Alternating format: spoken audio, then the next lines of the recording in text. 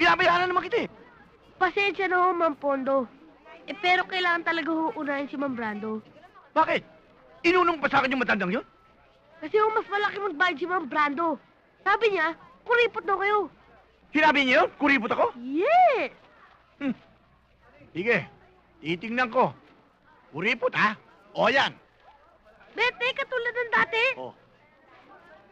O, di dadagdagan. Ito naman. Yeah. Ayan, Gis. Mga kosa, get Mercedes and let's go. Oh. Ano? Sinabi ni Poldo na kuripot daw ako? Opo! Eh, ako nga laging taya sa merienda namin eh. At hindi lang yun ang sabi ni Ma'am Pondo. Ano? Matanda na raw kayo. Oh, matanda. Oo. Eh, siya nga itong maraming uban eh. Oh, tingnan mo buko, walang puti. Tingnan mo. Ma'am Brando, Oh, hindi ba ho kayo nagtitinta? paano mo nalaman? Huwag mong Na... pagsasabihan, ha? Isip ko lang.